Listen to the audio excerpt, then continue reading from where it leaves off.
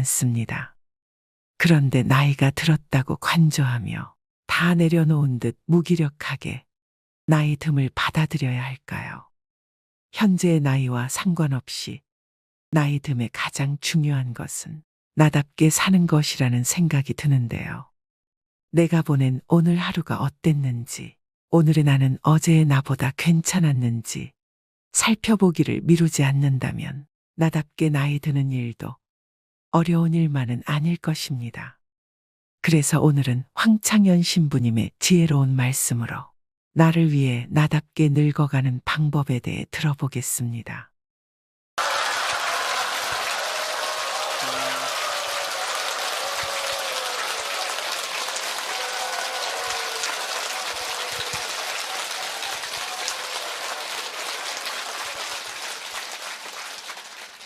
참 예수님, 반갑습니다.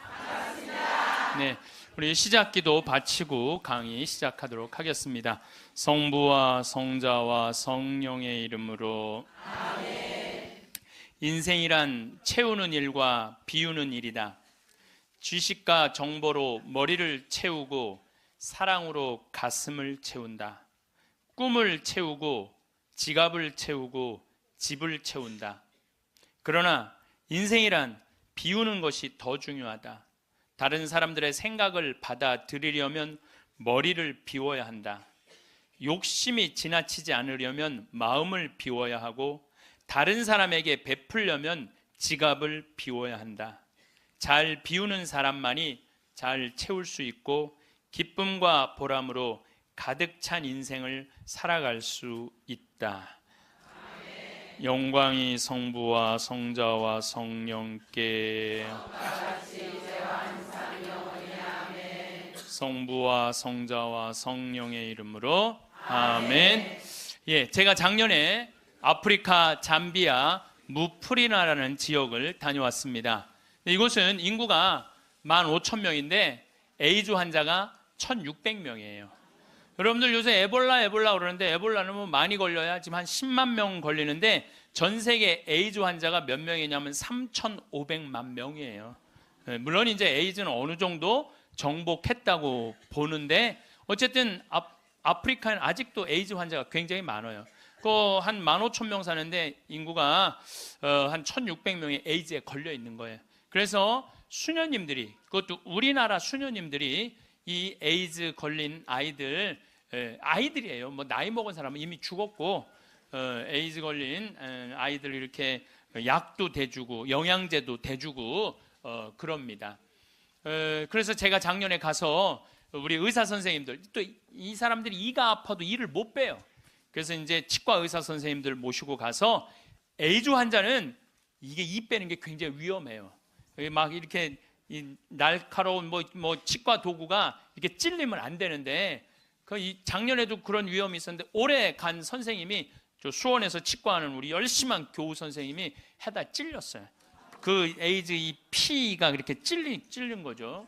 그래서 어쨌든 이제 뭐 의사 선생님들 모시고 와갖고 이도 빼주고 에이즈 아이들 영양제도 좀 대주고, 그러니까 엄마가 또 빨리 죽으니까 애들, 그 고아 아이들이 많은 거야. 근데 얘네들도 에이즈에 걸려갖고 나오는 거예요. 근데 얘네들이 5kg가 넘어야지 약을 먹는데 5kg가 안 돼. 3kg밖에 안 되는 거예요.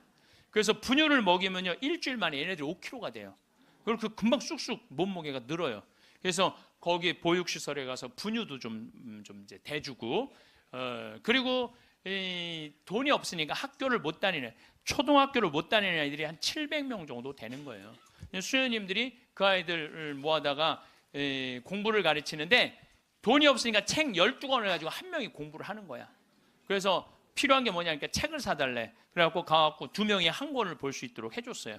근데 내가 간 결정적인 이유는, 나는 생태마을을 꾸미니까 거기에 자카란다 농장이 있어요. 근데 농장이 80만 평이야. 80만 평. 80만 평인데 수녀님이 2만 평밖에 농사를 안 짓고 있는 거예요. 그래서 내가 수녀님한테 물어봤어요. 수녀님, 이거 농사 다 지면은 보육시설, 병원, 그 다음에 학교 다 운영할 수 있을 텐데 왜 2만 평밖에 못 꾸미고 있느냐? 그랬더니, 신부님, 우리는 맨손으로 농사 짓는다는 거예요. 포크레인도 없고 트랙터도 없고 경운기도 없어서. 여러분들 맨손으로 농사 지면요, 한 사람이 1000평 이상 못 져요. 얼마나 농사가 힘든데요. 내가 생태학교 운영했을 때 학생들 입학을 많이 해요. 막 20명, 30명. 내가 물어봐요. 생태학교에 왜 입학했습니까? 제가 이제 은퇴를 해서 예전에 땅을 한 4000평 사둔 게 있는데 그거 이제 농사 지으려고 농사 배우러 들어왔습니다. 그럼 한번 해봅시다. 그래갖고 이제 3월 한 달 동안 모종 내고 거름 뿌리고 막 해요. 한 달 지나고 나서 내가 다시 상담을 해요. 어떻게 농사 이제 한 4000평 질만 하십니까? 그러니까 해보니까 이게 쉽지 않으네요. 한 1000평 정도 할 수 있을 것 같아요. 그래요. 3월, 4월, 5월, 더운 이제 6월 이제 지나고 나서 학생들 여름방학 할 때 제가 물어봐요. 이제 한 몇 평이나 농사 질 수 있을 것 같으냐고. 그러니까 이분들이 하는 얘기가 한 10평 질 수 있을 것 같아요. 10평. 맨손으로 농사 짓는 게 진짜 힘들어요. 예. 근데 수녀님이 거기서 맨손으로 농사를 짓고 있는 거야. 그러니 포크레인도 없고 트랙터도 없고 경운기도 없다는 거야. 수녀님 얼마면 되겠냐가 2억이면 되겠대. 걱정하지 말아라. 내가 한국에 가서 2억 만들어서 보내주겠다. 내가 또 뻥이 또 엄청나게 세요. 내가 신학교 다닐 때 내 뻥이, 저 별명이 뭐냐면 황뻥이었어. 황뻥. 일단 뻥을 쳐놓고 한국에 돌아와갖고 내가 강의 때 몇 번 얘기했어요. 평화방송에도 나가고 내가 여러분들 아프리카에 정말로 멋있는 일을 하고 싶은데 1000만 원씩 20명만 도와주면 좋겠다. 여러분들 재산 5억 중에 10분의 1, 5천만 원은 내 거 아니라고 생각해야 된다. 그거는 어려운 이웃 도와주라고 하느님이 축복 준 거다. 나는 5천만 원까지 필요 없다. 그저 1000만 원씩 20명만 난 도와주면 좋겠다 라고 얘기를 했는데 절에 다니는 분들, 교회 다니는 분들, 성당, 종파 초월이야. 뭐 성당 다니는 분들, 아무 데도 안 다니는 분들, 이런 분들이 돈을 보내주는데요. 3개월 만에 2억이 들어온 거예요. 난 너무너무 감사해요. 네. 그분들이 정말 큰 마음 먹고 평생 모은 거 내신 분들도 많더라고요. 또 한 분은 마장동에 있는 분은 그냥 500원짜리, 1000원짜리 따모 한 500만 원을 갖고 온 거예요. 그걸 그냥 드럼통에 싸갖고 와서. 하여튼 감동적인 일이 너무 많았어요. 그런데 이제 2억이 딱 이제 3개월 만에 들어왔는데 2억 들어온지 모르고 계속 전화해갖고 돈 보내준다는 거야. 그래서 내가 전화 받아갖고 이제 2억 들어왔으니까 그만 보내셔도 된다고 이렇게 말을 할 수가 있어야지. 돈을 보내준다는데 계속 받았어요. 계속 받았는데 내가 요새 강의 때문에 책상에 못 앉았는데 어젠가 그제 여기 평화방송 강의 준비한다고 밤 12시에 들어가는데 1000만 원을 또 전주에서 어떤 분이 또 보냈더라고. 그거까지 합쳐서 들어온 돈이 7억 1000만 원이 들어온 거야. 7억 1000만 원. 아니 2억이면 되는데 7억이 들어오니까요 사람이 마음이 간사해지더라고요. 난 그래서 이걸 하면서 그 복지시설 사람들 이해가 되더라니까요. 그 돈 떼어먹는 사람들 이해가 되더라니까 이래서 떼어먹는구나. 그럼 어쨌든 내가 이제 포크레인 트랙터 경운기 사주기로 했으니까 그거 사주러 나갔어요. 나는 공투 조그만 걸 사주려고 갔는데 수현이 말을 바꾸는 거예요. 공투는 안 된다는 거예요. A10을 사자는 큰 거. 왜냐하면 여기 개미산이 한 2000개 있어요. 농장 안에. 개미산이 있으니까 농사를 못 짓는 거예요. 개미산 때문에 가려서 2000개나 되는데 얘네들이 짐은 100년 동안 짓는 거야. 산 하나를. 100년 동안 지니까 얼마나 크겠어. 여기 이건 말도 안 돼. 이거 한 2층 정도 되는 큰 개미산을 져놓는 거예요. 그럼 거기다 농사를 지려면 이게 보통 하나에 100평 정도 차지하고 있거든요. 그 농사를 지려면 장정 둘이서 꽃갱이로 한 달을 뽀개야 그거 하나를 뽀개는 거야. 그 2000개를 언제 뽀개? 그래서 포크레인을 사달라는 건데 공투를 사주면 바가지를 꼽으면은 그 개미산을 포크레인 못 이겨요. 그래갖고 포크레인이 넘어진다는 거예요. 사달라면 1m 20짜리 큰 거 사달라는 거예요. 공투는 한 7천만 원이면 되거든요. 근데 그냥 A10을 사러 나갔더니 2억 8,700이야. 돈 좀 떼어먹어 보려고 그랬더니 떼어먹을 돈이 없는 거야. 그것도 우리나라 포크레인을 사주려고 그랬더니 우리나라 건 안 된대. 서비스 포크레인은 하면서 호수라는 게 막 터져요. 이렇게 연결되어 있는 게 큰 기계를 하니까 그거를 고치는 거는 볼보밖에 없는 거야. 그래서 볼보로 살려고 그랬더니 엄청 비싼 거예요. 그래갖고 어떻게 약속을 했으니까 2억 8,700짜리 포크레인 샀어요. 그 트랙터 6천만 원짜리 사고 경운기 2대 1,200만 원짜리 사서 작년에 11월 달에 인천항에 가서 택배로 붙였어. 또 이 포크레인이 너무 크니까 포크레인을 잘라요. 난 또 포크레인 자르는 거 처음 알았어. 포크레인을 잘라갖고 컨테이너 2대 나눠서 보낸 거야. 기술자를 보내갖고 붙이는 기술자도 보내고. 근데 여러분들 포크레인하고 트랙터만 보내면 걔네들이 알아서 일해요? 기술자도 따라가야 되네. 그러니까 작년 11월 달에 포크레인 트랙터 택배로 붙일 때 기술자 둘도 택배로 붙였어. 그냥. 그런데 이 기술자들 둘 한 달 월급 완전히 기계를 고칠 줄 아는 기술자를 찾아서 보내야 되니까 둘 한 달에 800만 원이에요. 그 1년 쓰면 1억 아니야. 돈이 팍팍 줄어드는 거야. 이제 그거 이제 끝나고 난 다음에 거기 뭐 걔네들이 그냥 뭐 기술자가 따라가면 막 알아서 해요. 기름 대야 되잖아요. 기름도 한 달에 1,000만 원씩 되는 거예요. 기름도 한 달에 1,000만 원씩. 예. 기름도 한 달에 1,000만 원씩. 돈이 막 완전히 줄어드는 거야. 근데 수녀님이 내가 처음에는 빈말인 줄 알았대요. 2억 보내주겠다고. 근데 뭐 포크레인 보내지, 기술자 보내지, 기름값 보내지. 그러니까 수녀님이 자신감이 생겼나 봐. 아, 신부님 귀양 도와주실 거 우리가 닭을 팔고 싶은데 지금 잠비아는 여름이에요. 45도까지 올라가요. 그러니까 보통 1시간 거리에 닭을 못 파는 거야. 상하니까. 그러니까 신부님 냉동고를 보내주면은 닭을 팔 수 있을 것 같다는 거야. 얼마냐니까 2,200만 원이래. 뭐 2,000이면 돈도 아니지만 1억씩 막 나가는데 걱정하지 말아라. 내가 보내주겠다. 내가 보내줬어요. 냉동고를 보내줬더니 수녀님이 너무 신난다는 거야. 왜 신나냐 그러니까 한 마리도 못 팔던 닭을 한 달에 1,200마리씩 판다는 거야. 1,200마리씩. 그런데 수녀님이 또 전화를 해서 신부님 문제가 생겼다는 거야. 무슨 문제가 생겼냐니까 닭을 너무 많이 팔다 보니까 닭장이 모자라네. 닭장이. 닭장 줘달래. 닭장. 그래서 얼마면 되냐니까 1억이면 된대. 좋다. 이제 들어온 돈이 다 나가게 생긴 거 이제. 좋다. 닭장 줘주겠다. 그래서 작년에 이제 벽돌 찍는 기계, 닭털 뽑는 기계 다 보내줘서. 그래갖고 이번 여름에 대학생들 20명을 데리고 가서 닭장을 줘주고 왔어요. 내가 이번에 우리 대학생들 20명을 데려와서 너무너무 놀랐어요. 왜냐하면 엄마들이 얘네들 문제 있어서 얘네들 고생시킨다고 보냈는데 걔네들이 가서 일하는 걸 보는데요. 너무 잘하는 거예요. 너무 즐겁게. 그러니까 걔네들은 다 내가 보니까 몸으로 살 놈들을 머리로 살라고 그러니까 걔네들이 힘든 몸으로 사냐 얼마나 너무너무. 그래서 얘네들이 닭장 다 지어주고 닦아놓은 땅이 10만 평이야. 10만 평. 야, 나는 이번에 정말 감동받았어요. 그리고 이제 아줌마 3명이 따라갔어요. 한 70명이 지원을 했어요. 20명 데려가야 되는데 뭐 70대, 60대, 50대, 40대, 20대만 싹 뽑고 나머지는 다 이제 제하고 60대 아줌마 3만 모시고 갔어요. 지원한 분들. 왜 모시고 갔겠어요? 밥 해주는 거. 밥 해주는 거. 근데 그 3분도 음식을 너무너무 맛있게 잘하더라고요. 하여튼 이번에 근데 이제 그것만 한다고 되는 게 아니잖아요.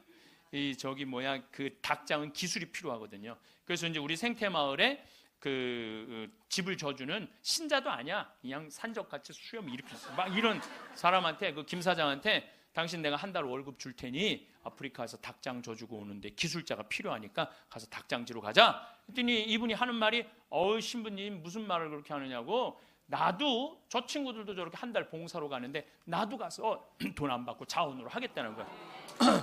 그러니까 예수님이 주님 한다고 다 천국에 가는 게 아니다. 내 말을 실천하는 사람이라야 천국에 간다는 말. 나 그 김 사장을 보면서 그런 생각이 들더라고요. 가서 그러니까 이번 여름에 저도 이제 가서 싹 져주고 왔어요.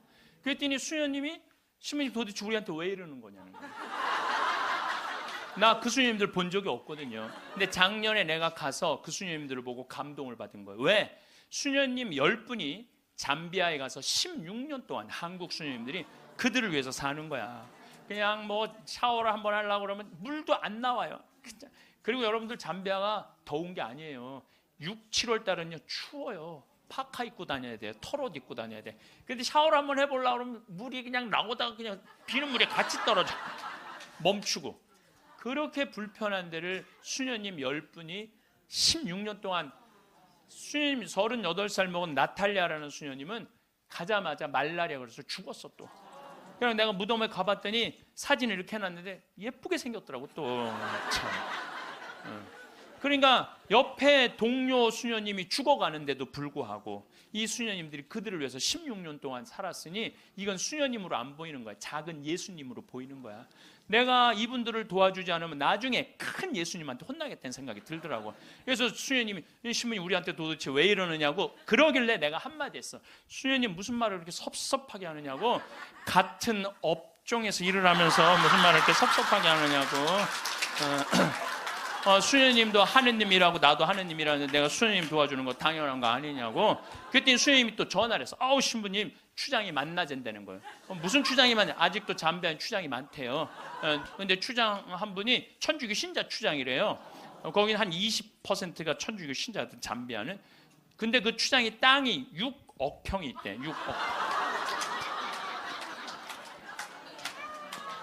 6억 평이 있대. 6억 평이. 그래서 수녀님 좋은 일 한다고 500헥타를 준다는 거예요. 그러니까 우리나라 150만 평, 450만 제곱미터 엄청난 큰 걸 준다는 거예요. 신부님 이거 어떻게 할까요? 전화를 했어요. 수녀님 그거 일단 받아두라고 그거. 그랬더니 이 창설자 수녀님이 독일 수녀님인데 이 수녀님 날 직접 찾아오셨어요. 신부님 다른 병원 운영하는 수녀님, 보육시설 운영하는 수녀님, 그 다음에 학교 운영하는 수녀님들은 일이 잘 진행이 되는 거예요. 근데 이 수녀님은 울고 다녔다는 거예요. 16년 동안. 땅이 한 면이 3.2km니까 어마어마하게 땅이 크더라고요. 80만 평이. 근데 이 넓은 거를 수녀님 무슨 재주로 해? 돈은 없지, 일은 하고 싶지. 16년 동안 울고 다녔다는 거예요. 근데 요즘 이 수녀님이 웃고 다닌다는. 그리고 친구 수녀들한테 이렇게 말한대요. 이것들아, 눈물로 씨 뿌리던 사람들이 기쁨으로 곡식을 거두리다. 이러고 다닌다는 거예요.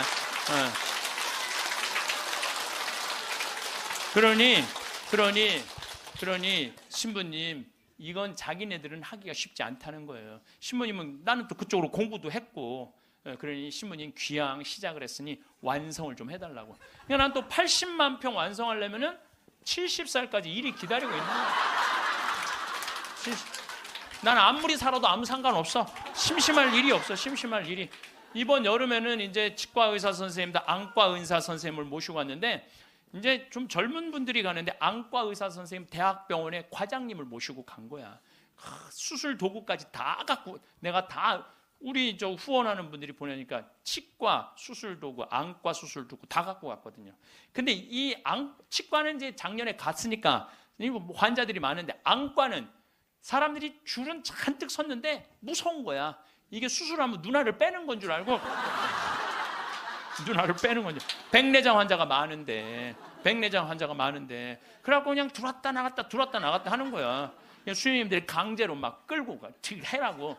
그래갖고 이제 이 백내장 수술을 해줬는데 보통 그 사람들은 병원에 와도 고맙다고 안 그런대요. 근데 이 백내장 수술한 사람 매일 병원에 와서 고맙다고 그래. 눈알 빼는 줄 알았더니 눈알이 너무 잘 보이는 거야. 너무너무 잘 보이는 거야. 그래서 다른 과는 거기도 병원이 있는데 안과, 치과 이거는 특수 직분이기 때문에 없대요. 근데 그분들이 그것 때문에 가장 고통을 겪는 거거든. 그래서 난 또 그 이제 의사 선생님들을 매년 모시고 가는 미안해갖고 내년에는 가지 말지 뭐 그랬더니 신부님 빼놓고 우리끼리 올게요 그러더라고요. 그게 왜 그런가 했더니 그 의사 선생님들이 스트레스가 많아요. 그 아주 환자들 불평 그거 다 받아내는 거 너무 스트레스가 많은 거야. 그런데 그 선생님들 마지막 날 저녁에 이제 항상 회의를 하거든요. 신부님 내가 의대 다니면서 내가 막 라면 먹고 그래. 그러니까 바쁘니까 보람을 한 번도 못 느꼈대. 내가 이렇게 힘들게 공부한 보람을 여기 와서 느낀다는 거야. 그러니까 나는 내년에 안 가려고 그랬는데 자기네들끼리 간다는 거예요. 참 그래서 내년에 나 어쩔 수 없이 또 가게 생겼어요. 내년 여름에. 근데 이제 10만 평을 깎아놨는데 거기도 지금 지구 온난화 때문에 굉장히 11월 시작하면서부터 우기가 시작됐는데 빈님이 안 오신 거예요. 그래갖고 보름 동안 안 오는데 지지난주부터 빈님이 오기 시작을 했다는 거야. 수녀님이 내가 이제 이양기라고 땅이 넓으니까 다 보내줬어요. 그 편지가 어제 왔어. 보니까 신부님 뿌렸는데 지금 비가 오시는데 옥수수가 대가 올라오기 시작한다. 10만 평에. 나는 그게 내 것도 아니고 그 프란치스코 전교 수녀회 건데도 나는 내 게 아니잖아요. 그게 그 수녀님들 도와주러 간 거니까. 그런데도 그거 생각하면 너무 행복해요. 야, 난 정말 행복한 사람이구나. 너무너무 좋죠. 그러니까 이제 이제 70살까지 나는 일이 기다리고 있는 사람이야. 그러면 70살이 되면 이제 뭐를 해야 돼? 은퇴를 해야 돼요, 우리 신부들. 여러분들 70살이면 멀쩡한 나이예요. 여러분들 요즘 나이 계산하는 법 새로 나온 거 아시죠? 내 나이에 0.7년을 곱하면 그게 본 나이예요. 그러니까 지금 70살은 77이 49, 49살이에요. 49살. 49살이라니까 70살들은 70살이에요? 잠깐 일어나 보세요. 미안하지만 일어나 보세요. 아니 괜찮아요. 누가 70살이라고 그래? 49살이지. 49살이에요. 49살. 그러니까 우리가 이제 70살에 은퇴, 신부들이 70살에 은퇴를 하면은 너무 아깝잖아요. 그래서 한 달에 한 번 우리가 동창 모임을 하는데 우리 동창 신부들하고 그러는 거야. 야, 우리 은퇴해갖고 그렇게 40년 사제로 살았지만은 너무 젊은 때 은퇴한다. 우리 뭐 할까? 은퇴하면은. 그래서 내가 항상 하는 얘기가, 야, 우리 은퇴하면은 이 사주 카페는 있는데 왜 신부 카페가 없냐?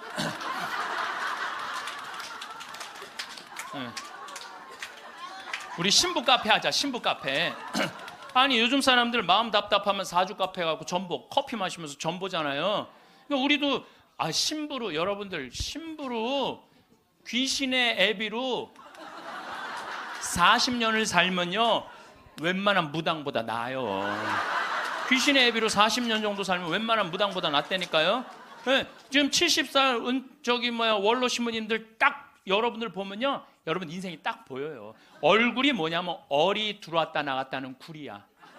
얼이 들어왔다는. 그래서 우리 얼굴 안에 7,000개 인생이 있다는 거예요. 여러분들 얼굴 안에 딱 보면 남편이 바람 피고 있구나, 이게 금방 나온다니까.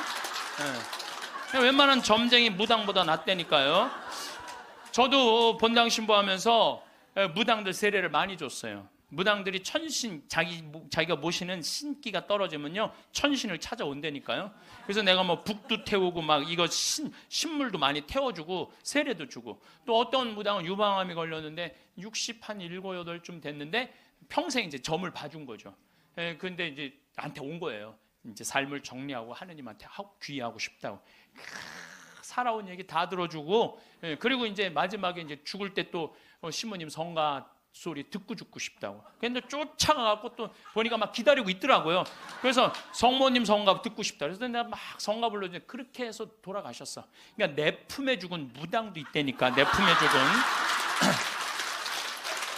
죽은. 내가 웬만한 무당보다 낫지. 웬만한 무당보다 나은 거예요.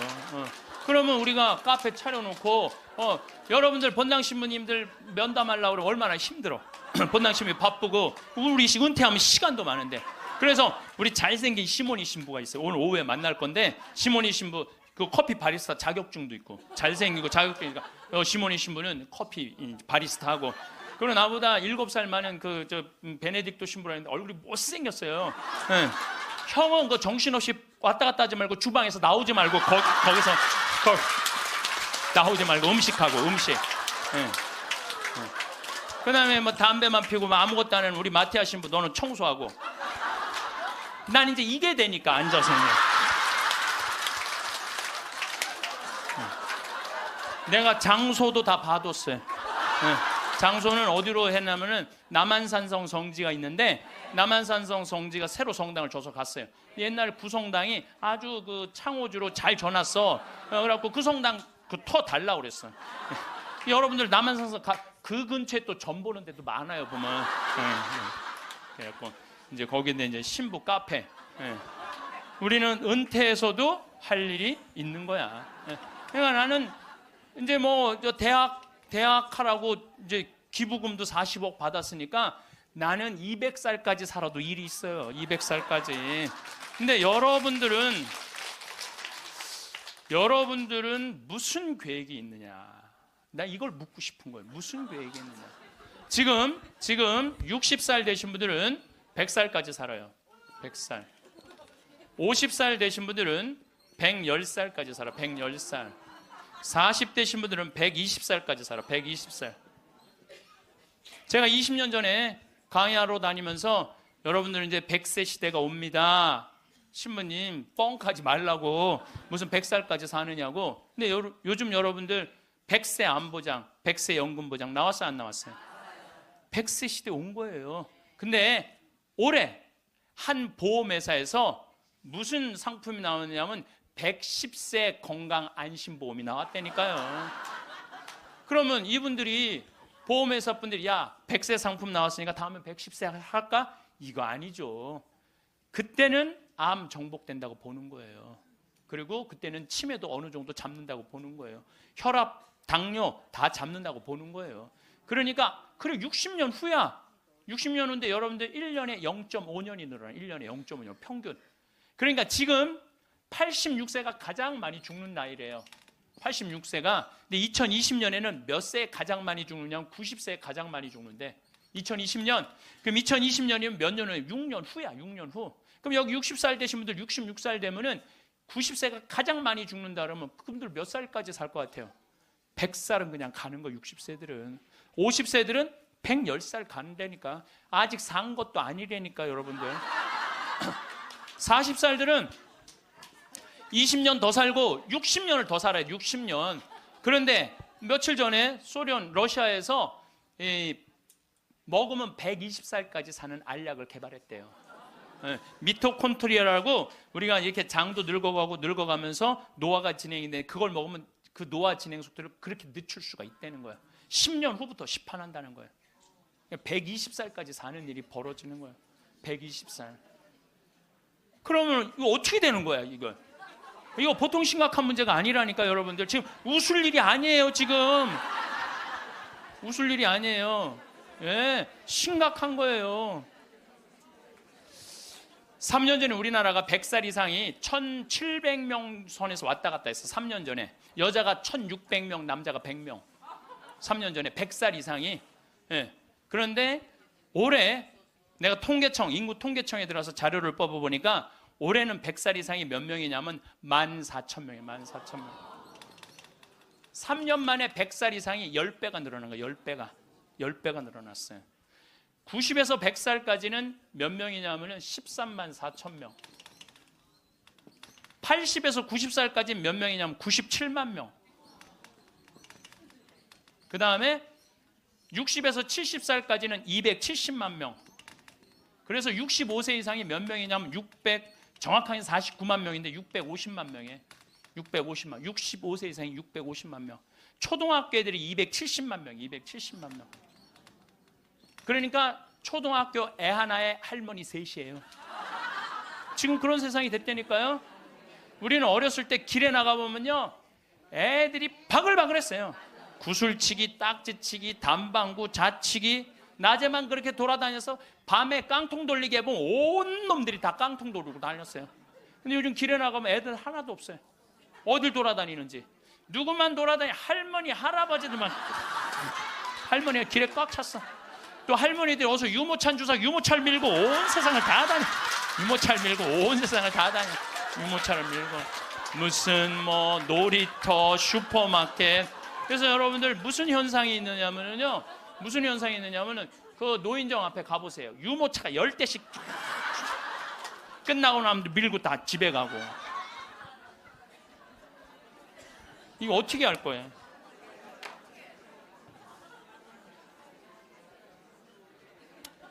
조선시대 왕들은 평균 연령이 조선시대 왕이 27명이었어요. 27명이 있었는데 평균 연령이 46.1세였어요. 왕들이 길게 살아야 46. 왕자고 공주들, 관리 잘한 왕들은 46.1세. 관리 잘하는 왕자도 큰 왕자들 있잖아요. 왕 못된 왕자들. 그거 평균 나이는 36세야. 평민들은 조선시대 35세. 평균 나이 35세. 그때는요 아무 문제가 없었어요. 그때는 35세. 그러니까 20살에 결혼을 해갖고 20살에 결혼해갖고 35에 죽어 40이나 그러면요 이땐 갈등도 하나도 없어. 20살에 결혼해갖고 3년 애 하나씩 낳으면은 한 7 낳다가 죽는 거야. 7명 낳다가 죽는 거예요. 그렇죠? 네. 삶의 계획이 뭐가 필요해? 그리고 마지막 막내는 놔놓고 누구한테 맡기느냐면 장남한테 맡기고 죽는 거예요. 네. 장남한테 맡기고 죽는 거예요. 네. 계획 세울 필요가 없어요. 근데 지금은 안 죽어. 이게 보통 심각한 문제가 아니에요. 이게 안 죽는 바람에 모든 문제가 다 생기는 거야. 안 죽는 바람에. 여러분 요즘 연금 얘기 참 많이 나오죠? 연금 공무원들이 20년 의무로 내면은 그 다음부터는 받아 먹을 수 있는 거예요. 그럼 20년 냈으면은 20년만 받아 먹어야지. 120살까지는 몇 년 받아 먹을 것 같아? 60년 받아 먹는 거. 60년. 여러분들 나라 망할 것 같아? 안 망할 것 같아요? 망하게 돼 있어요. 이거는 불보듯 뻔한 거예요. 뭐 그리스, 스페인 그래서 망한 거예요. 그래갖고 좀 나라 이제 자식들을 위해서 좀 후손들을 위해서 연금 좀 깎자고 지금 국회에서 정부에서 그러는 거 아니에요? 계산 뻔히 나오니까 연금 깎자고 그랬더니 깎으려는 연금을 안 깎고 머리 깎고 안 된다고 그냥.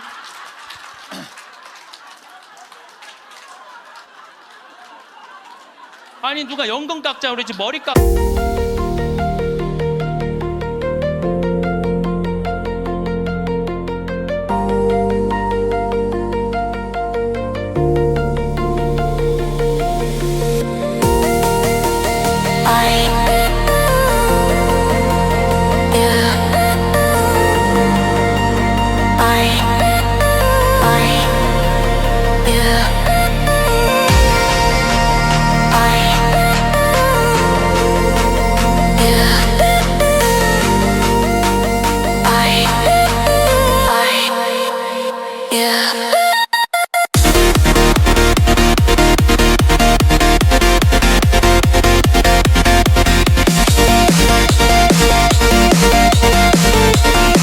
깎자고 그랬어?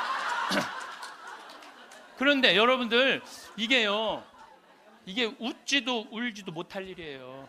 웃지도 울지도 못할 일이야. 이게 지금 우리나라가 지금 무대책이야. 무대책. 아무 대책이 없는 거야. 그래서 연금 문제에 걸리지. 치매가 우리나라가 지금 58만 명이에요.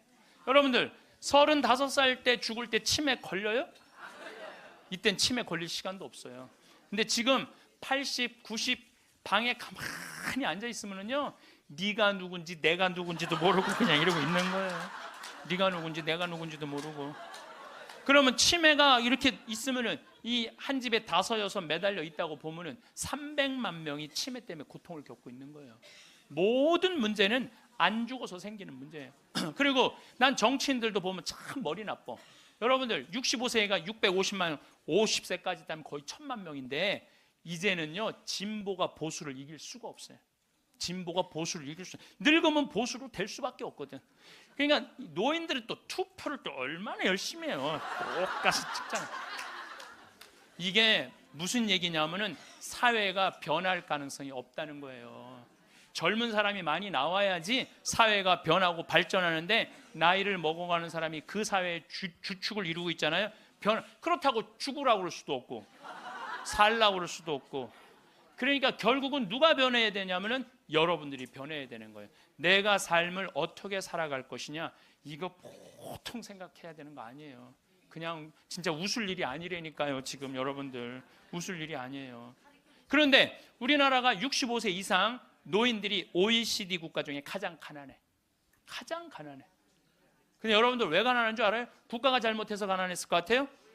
천만의 말씀. 우리나라가 프랑스보다 교육비를 몇 배를 더 쓰냐면 9배를 더 써요.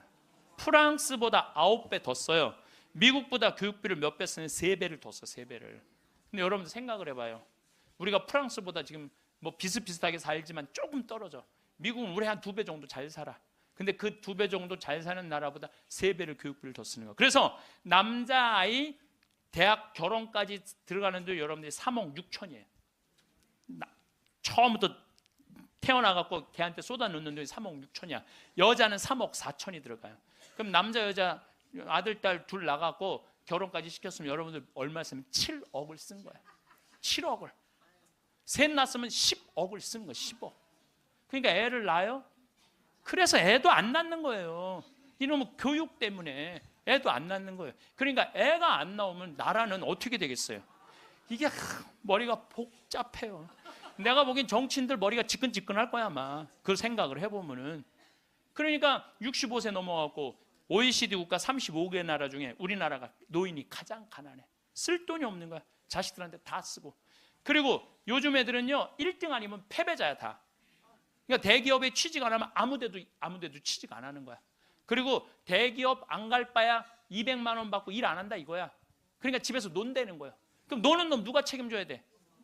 부모가 아니 어제도 저녁 먹으면서 들은 얘기인데 엄마 아빠가 다 교직이래. 그래서 연금이 700만 원 정도 나온대요. 그렇게 친구 중에 제일 연금이 많이 나온대. 상전 밥 한 번, 술 한 번을 안 낸다는 거야. 친구들이 막 욕을 한다는 거야. 너는 이 새끼야 밥 한 번 안 사냐. 그렇게 연금이 많은데 근데 한 친구한테 술 한 번 하자 그러면서 울면서 그러더래요.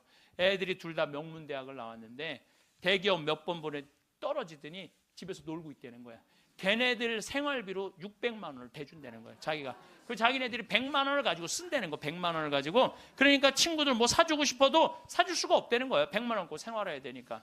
이게 지금 대한민국이 지금 정신이 나가도 한참 나간 거예요. 보통 문제가 아니라니까요. 안 죽어서 문제, 애들 일 안 해서 문제, 애 안 낳아서 문제. 참 큰 문제야. 그러니까 여러분들은 내가 어떻게 살아갈 것인가 이 계획을 잘 세우셔야 돼요. 잘 세우셔야 돼. 예. 또 이 나이를 먹어갖고 어떤 문제가 있느냐면은 70세 드신 분들 이 경제적인 문제가 지금 가장 심각한 문제고 또 하나는 무기력증에 빠져요. 사는 게 재미가 하나도 없어. 돈이 있어야지 어디 돌아다니까. 돈이 있어야지. 돈도 없고 돌아다니지도 않지. 집에 하루 종일 있는 거야. 집에 하루 종일 있으니까 생전 웃을 일이 없네. 하루 종일 한 번도 안 웃어요. 보면은 한 번도 안 웃어요. 한 번도 안 웃으니까 남이 웃긴 얘기하면은 웃긴 웃어야 되는데 어떻게 웃어야 되는지 모르는 거야. 이 썩은 미소가 나오는 썩은 미소가 한 번도 안 웃으니까 무기력증에 걸리는 거예요. 그러니까 70살 넘으면 웃기라도 해야 되는데 안 웃고 가만히 있으면 눈두덩 쳐져요 안 쳐져? 눈두덩 눈가 쳐지고 볼 쳐지고 입가 쳐지고 소파에 앉아고 가만히 텔레비 보고 있으면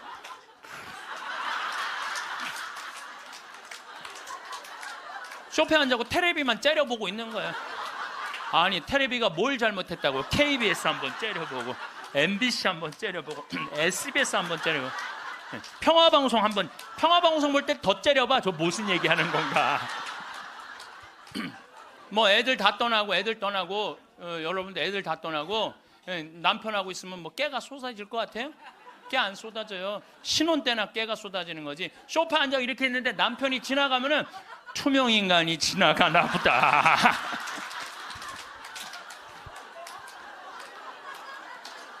사는 게 재미가 하나도 없는 거예요. 그 어떤 신부님하고 수녀님이 눈보라를 맞아갖고 산을 가는데 헤매다가 이제 오두막집을 발견한 거예요. 발견했는데 다행히 침대가 하나 있고 그 다음에 침낭이 있는 거야. 담요는 이제 바닥 옆에 있고 그래서 신부님이 수녀님 침대가 하나밖에 없으니까 나는 남자니까 수녀님은 침대에서 주무시고 나는 침낭에서 자겠다고. 그래갖고 이제 이렇게 이제 겨우 이제 그 어른 몸을 녹이고 신부님이 침낭에 이렇게 자꾸로 올고 잘라 그러는데 수녀님이 신부님 저 너무 추워요 그러는 거예요. 그래갖고 신부님 어떻게 해? 자꾸를 열고 다시 나가갖고 담요를 하나 이제 갔다가 이제 수녀님 덮어줬어. 수녀님 이제 따뜻할 거라고. 그래갖고 이제 다시 이제 들어와갖고 이제 침낭을 딱 이렇게 해갖고 좀 잠을 막 들어갈 때 수녀님이 신부님 저 정말 추워요 그러는 거예요. 짜증이 나는데 어떻게 해? 남자인데. 그래갖고 다시 이걸 열고 다시 담요를 하나 수녀님 수녀님 진짜 이제 따뜻할 거라고. 그래갖고 이제 겨우 잠을 일어나 신부님 저 정말 추워요 그러는 거예요. 신부님이 딱 일어나서 수녀님 사실은 여기 우리 둘밖에 없다. 아무도 우리 둘이 있는 거 모른다. 그러니까 수녀님 우리 부부처럼 오늘 밤을 좀 지내자. 그랬더니 수녀님 좋아요 그랬어요. 수녀님이 좋아요. 그래서 좋아요. 그래서 그럼 부부처럼 하는데 내가 지금부터 말을 좀 하겠다. 수녀님, 그 수녀님 말을 내가 빼겠다. 당신 자꾸 짜증나게 할 거야? 그 빌어먹을 담요 당신이 갖다 덮어. 나 잠 좀 자게 놔도 좀. 여러분들, 부부가 이게 다정하게 이렇게 살다가 늙으면 좋은데 서로 맨날 짜증이 나느니 뭐 지겹대느니 이런 소리 하면은요, 늙어서 한 집에 살아도요 있으나 마나요. 있으나 마나야. 하루 종일 혼자 텔레비. 이제 저녁에 며느리가 어머니 식사하세요. 방문 땅땅 두들겼는데 또 이 시어머니 또 전기세 또 불은 깜깜하게 꺼놨어. 째려보던 눈빛 그대로 파란 텔레비 불빛에 밥 먹으라고 이렇게 째려보면요, 며느리가 심장이 땅땅 떨어지는 거예요. 사람은요, 눈꼬리가 올라가지 이쁜 거야. 입꼬리가 올라가지 이쁜 거예요. 그래서 젊은 사람이 웃을 때 시원한 게 눈꼬리가 올라가고 입꼬리가 올라가서 시원한 거예요. 내가 나이가 먹은 분들은요, 무조건 해만 뜨면 집에 있으면 절대 안 돼요. 해만 뜨면 집을. 그리고 나이 뭐 70살 80살 넘어서 집을 나가주는 게 예의야. 예의. 집에 있으면 안 된다니까요. 그리고 가끔 1박 2일씩 사라져 주는 것도 예의에. 사라져 주는 거. 강원도 평창 생태마을로 사라져 주는 게 예의라니까. 하루 종일 웃지도 않고 있으면 뭐가 행복하겠어요. 그러니까 할머니들, 오늘 65세가 넘어갔고 나는 해 뜨자마자 나왔다, 여기 나왔다, 한번 손 들어보세요. 내가 늘 말하지만 이 처녀들이 슬기로운 처녀들이라니까. 이 처녀들이 슬기로운 처녀들인 거예요. 내가 이렇게 이렇게 젊은 사람은 눈에 확 띄어요. 눈꼬리 쫙 올라가고 입꼬리 올라가서. 또 나한테 강의 들어오면 그냥 와, 신부님한테 온다고 연필로 막.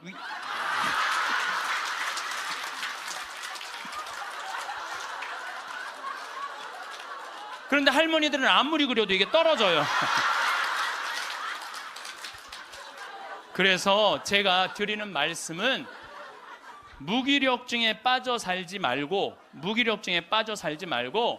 해만 뜨면 집을 나가라는 거예요.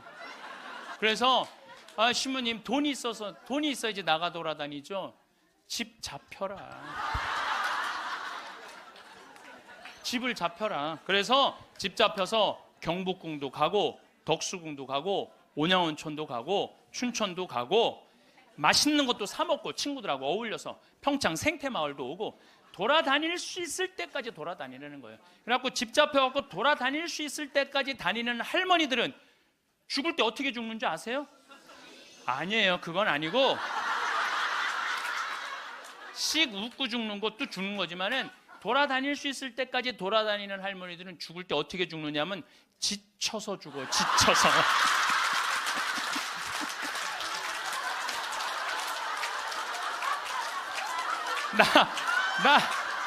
이제 그러니까 95살쯤 돼갖고 나 도저히 못 돌아다니겠다.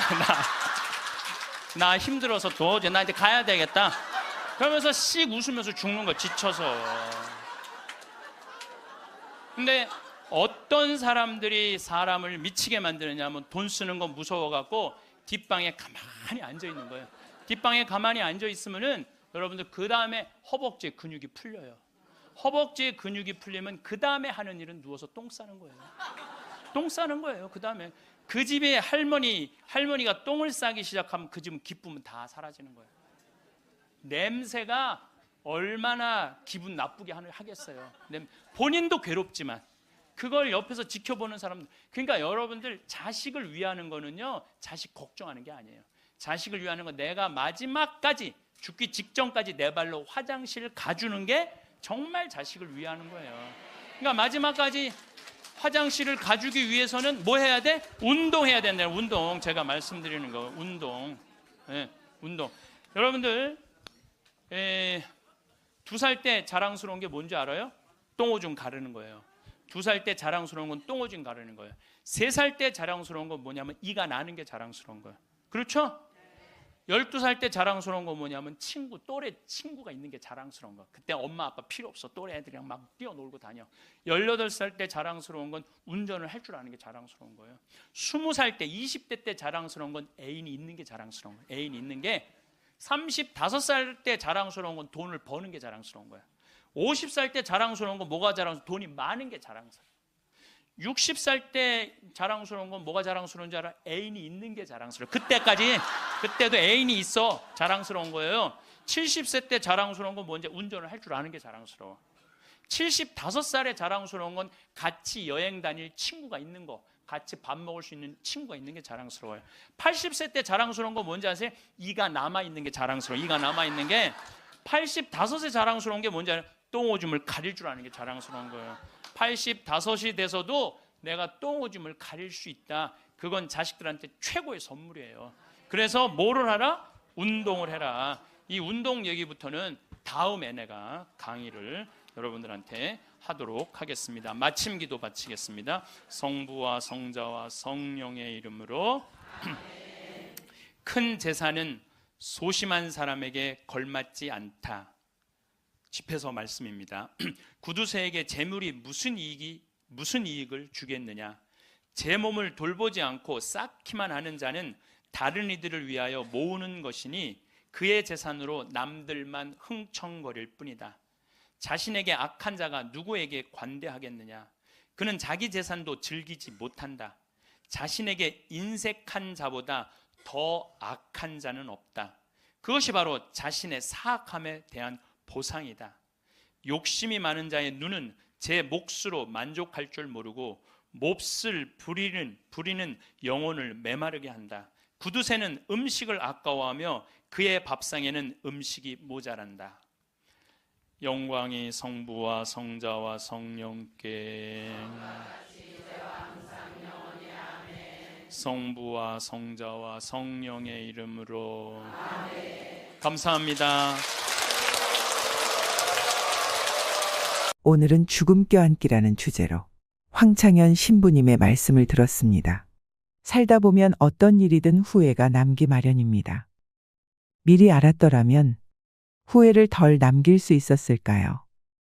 인생의 후반기를 보내고 있는 60, 70대들은 그들이 지금껏 살아온 발자취 곳곳에서 후회를 발견한다고 합니다.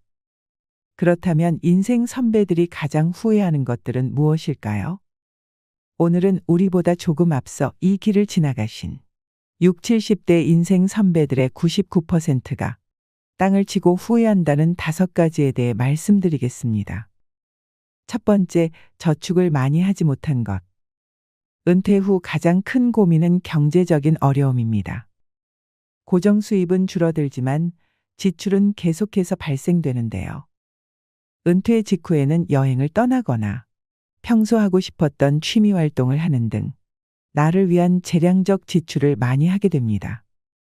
그 이후 70세가 넘어가기 시작하고 건강이 나빠지면서 간병이 필요한 시기가 되면 지출은 급격히 늘어나게 됩니다. 그 외에도 자녀 지원비, 경조사비 등 각종 지출은 늘어가는 탓에 생활고에 시달릴 수 있습니다. 인간의 수명이 늘어나면서 노후 생활 기간도 덩달아 늘어났습니다. 그만큼 준비해야 할 돈도 많아졌다는 뜻이지요. 그러나 한정된 소득과 재산을 갖고 노후를 준비하기란 여간 어려운 일이 아닐 것입니다. 주식이나 부동산 투자 등 다양한 재테크 방법이 있지만 노후에는 내가 가진 자산을 지키기만 해도 성공한 것입니다. 즉, 저축은 그 어떤 것보다 안전한 보험장치라고 생각되는데요.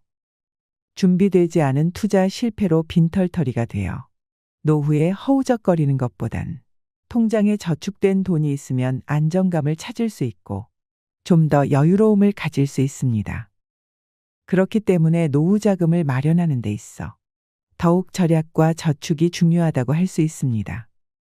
이처럼 젊은 나이에 저축을 하지 않으면 은퇴 이후 큰 고난을 겪게 될 수 있습니다. 두 번째, 건강을 소홀하게 한 것. 건강이 중요하다는 사실을 모르는 사람은 없습니다. 하지만 젊어서는 그것을 잘 모르고 자기의 몸을 혹사시키지요. 그거 하나 한다고 건강해지겠어 하고 무심히 지나쳤던 습관들이 사실은 평생 건강을 지키는 열쇠입니다. 사람은 누구나 오래 살기를 꿈꿉니다. 하지만 오래 산다고 다 행복할까요? 몸이 불편해 오랫동안 침대에 누워서 보내야 한다면, 또 노후에 소일거리를 찾지 못해 집에서 온종일 텔레비전이나 보며 지낸다면 그것이 행복하다고 할 수 있는 것일까요? 긍정적인 장수는 본인도 행복하고 가족들도 즐겁지만, 부정적인 장수는 본인도 고통스럽고 가족도 힘들게 합니다. 중요한 것은 얼마나 오래 사느냐가 아니라 얼마나 건강하게 사느냐입니다. 건강을 유지하기 위해서는 규칙적인 운동과 올바른 식습관을 유지하는 것이 중요합니다. 많은 종류의 영양소를 저염식으로 골고루 섭취하세요. 영양 과잉과 결핍이 되지 않도록 철저한 관리가 필요합니다. 그 중에서도 특히 치아 관리를 잘 하셔야 합니다. 치아는 하루아침에 좋아지지 않기 때문입니다. 건강한 삶은 노후에 대비하는 가장 좋은 방법입니다. 오래 사는 것이 기본인 시대에 우리는 유병장수보다는 무병장수의 목표를 가지셔야 됩니다. 세 번째, 평생 할 수 있는 취미를 만들지 못한 것. 다양한 취미 활동을 즐기는 것은 젊은 세대의 전유물이 아닙니다. 나이 들어도 취미 활동을 꾸준히 유지하는 것이 중요합니다. 취미라고 하면 거창하다고 생각해서 지레 겁부터 드시고 도전조차 안 하시는 분들이 많습니다. 등산과 가벼운 산책, 음악 감상, 독서 등과 같이 돈이 필요하지 않은 취미들도 많습니다. 한 연구에 따르면 60세 이상 사람들 중 취미가 있는 사람은 우울증 증상이 적고 행복감, 건강하다는 느낌, 삶의 만족도가 높다고 합니다. 말년의 삶의 만족도는 취미 활동과 가장 밀접하게 연관되어 있었는데요. 또 다양한 취미 활동은 치매 예방에도 매우 도움이 됩니다. 건국대 병원 치매 클리닉 한설의 교수는 늦었다고 생각할 때가 가장 빠른 것, 뇌를 자극하는 두뇌 훈련을 당장 오늘부터 시작하라고 강조합니다. 특히 뇌는 단순한 것을 실증내므로 똑같은 패턴의 고스톱보다는 뇌가 적정한 수준의 자극을 받을 정도의 그림 그리기 그리고 파크골프, 사교 댄스 등을 추천한다고 합니다. 취미 생활이 건강에도 도움이 된다고 하니 치매 예방을 위해 지금부터 손과 머리를 자주 사용해 보시길 꼭 권해드립니다. 네 번째, 내 인생에 더 도전하고 여행을 많이 다니지 못한 것. 그때 했어야 했는데, 그때 그 시절에 나만이 할 수 있었던 일이나 도전이 있었을 것입니다. 대부분의 사람들이 평생 살아오면서 가장 후회하는 것 중 하나가 도전을 하지 않았던 사실이라고 답했습니다. 이어 여행을 떠나지 않았던 사실을 안타까워했습니다. 자식 키우고 회사 일을 하느라 여유가 없었을 것입니다. 그래도 다른 돈을 아껴서 시간을 내서라도 여행을 떠나라고 인생 선배들은 조언합니다. 여행은 단순히 휴가나 오락으로 즐기는 것이 아니라 노후 생활을 더욱 풍요롭게 만들고 의미를 부여하는 과정이라고 할 수 있습니다. 건강과 사회적 연결성, 평화로운 노후를 위한 중요한 사항이라고 할 수 있으며, 여행은 훗날 회상할 수 있는 좋은 추억을 마련해 놓는 셈입니다.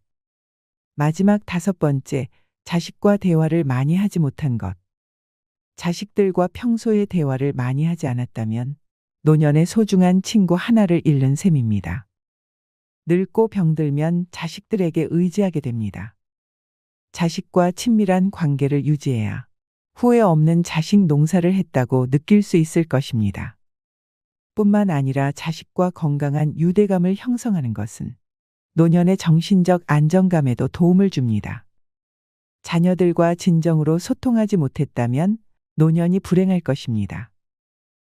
마지막으로 아름답게 늙어가는 3계명을 말씀드리면서 오늘의 영상 마무리하도록 하겠습니다. 아름답게 늙어가는 방법 첫 번째는 일부러라도 자주 웃으셔야 됩니다. 웃으면 복이 온다라는 말이 있습니다. 우리는 웃는 것이 좋다는 사실을 모르는 사람은 없습니다. 나이 40이 넘으면 자기 얼굴의 책임을 져야 한다고 하죠. 우리는 긴 세월 동안 힘든 세상살이를 겪으며 살아왔기에 웃은 날보다는 찡그린 날이 더 많았습니다. 하지만 그것 또한 마음먹기에 따라 다릅니다. 젊었을 때 아무리 괴롭고 힘든 인생이었다 해도 이제는 조금 편안해지세요. 항상 긍정적으로 생각하는 습관을 들이셔야 합니다. 아름답게 늙어가는 방법 두 번째는 품격 없는 언행과 행동을 삼가야 됩니다. 품격이라고 해서 그리 거창한 것이 아닙니다. 가끔 길을 가다 보면 나이 지긋한 할아버지, 할머니가 위험하게 무단횡단을 합니다. 건널목을 무단횡단하는 것이 나이든 이의 특권은 아닙니다. 아름답게 늙어가는 방법 세 번째는 오늘에 충실하고 오늘을 만끽해야 됩니다. 아름다운 잘 버는 것도 중요하지만 쓸 줄 모르면 진정한 부자가 아니에요.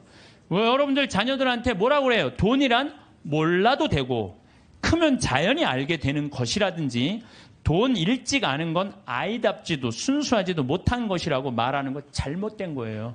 돈의 가치를 정확하게 알려줘야 돼요. 돈은 소중한 거다. 돈은 우리 인생 살아가는데 꼭 필요한 거다. 그런데 어떻게 벌어야 된다? 정직하게 벌어야 된다. 이걸 가르쳐줘야지 황금보기를 돌같이 알아라 뭐 이런 얘기만 해야 되니까 나중에 그냥 이상하게 돈을 버는 거예요. 예. 우리는 자식들한테 사람은 돈이 있어야 무시당하지 않아. 돈을 벌어야 해. 돈 없으면 무시당하고 돈 있으면 그냥 감옥에도 안 가. 이런 돈에 대한 부정적인 생각을 가르치면 안 된다는 거예요. 저는 돈만 모아놓았다가 한 푼도 못 쓰고 죽는 사람들 많이 봤어요. 뼈 빠지게 돈 모았다가 하루아침에 사기당해서 나는 죽는 사람은 덜 억울해.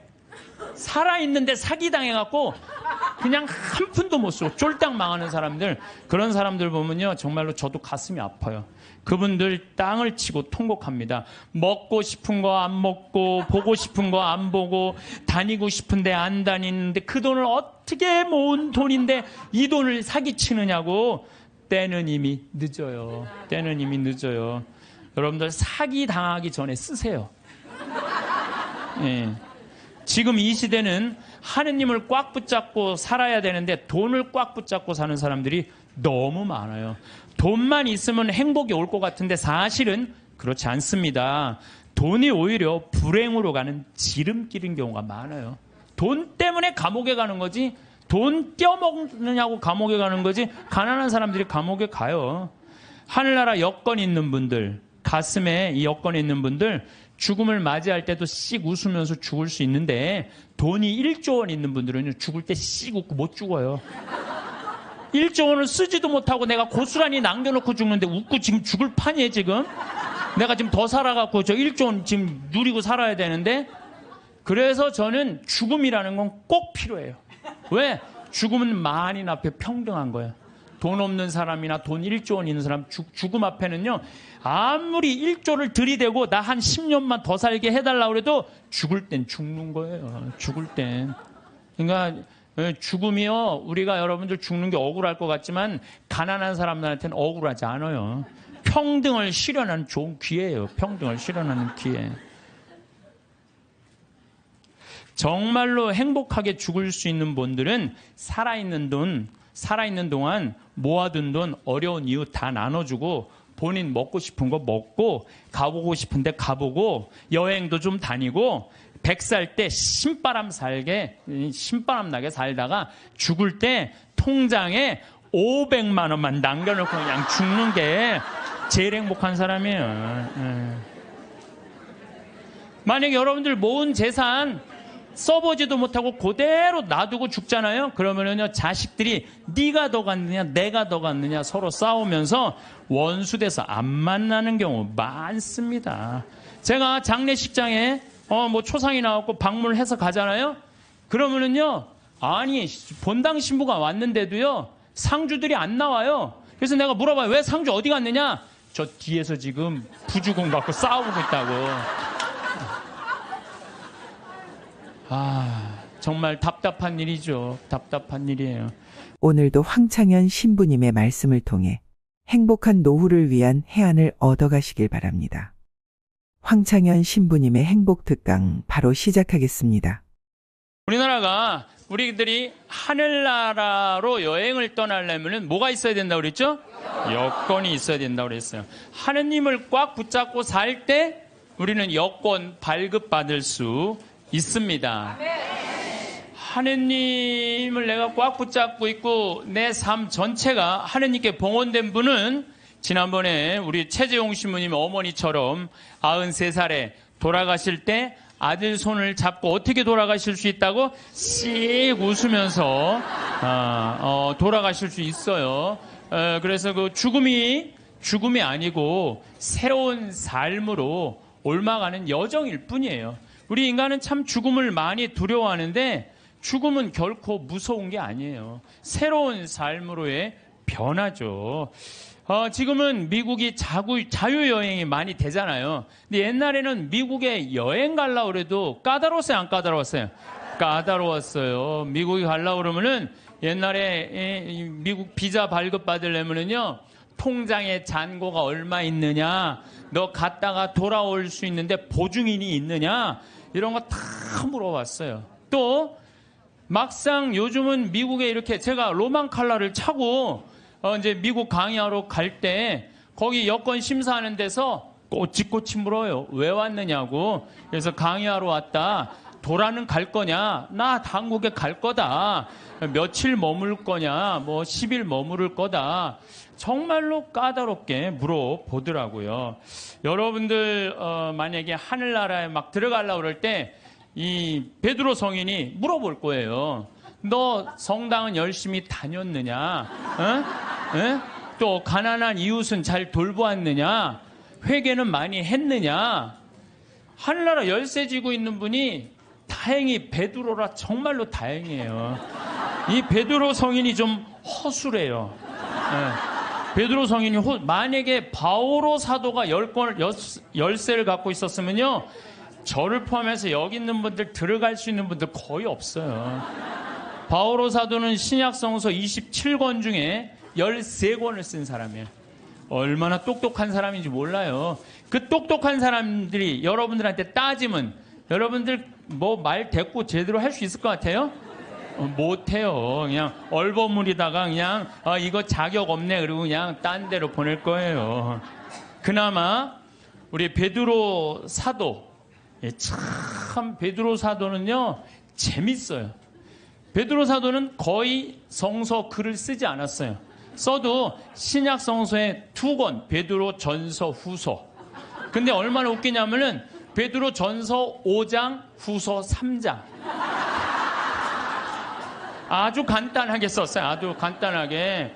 뭐 베드로 성인이 쓴 건지 아니면 제자들이 쓴 건지 몰라도 그것도 베드로 전서를 읽어보면 너무 재밌어요. 어떻게 재밌느냐면은 예수님이 베드로 사도한테 너는 반석이다. 내가 내 위에 내 교회를 세우겠다 그랬죠? 그래서 이 베드로 성인은요 돌에 대한 게 굉장히 관심이 많았던 것 같아. 그래서 이 베드로 사도 예수님 표현하는 걸 보면은 사람들에게는 버림을 받았지만 하느님께 선택된 값진 돌 얘기만 해요. 베드로 전서를 보면은 내가 시온에 돌을 놓는다. 선택된 값진 모퉁이 돌이다. 이 돌을 믿는 이는 부끄러운 일을 당하지 않을 것이다. 집 짓는 이들이 내버린 돌이 그 돌이 모퉁이의 머릿돌이 되었네. 돌 얘기만 해. 돌 얘기만. 베드로 사도는